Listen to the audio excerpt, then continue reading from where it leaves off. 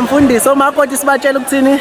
Omakoti basimile babe photogenic bongona izithombe ngosuku lweparadise. Manje manje bayise emthunzini nje basingawaphethe ama-light external. So manje sekumele siveze izikills zethu ke zokushutha. Ufuna ube creative ngokwanele ukuthi laba bantu bavele bebahle ngosuku lwabo olukhulu. Noma bese emthunzini thina silethi light. Hayi liyokhanyisa uJehova izithombe zakhe.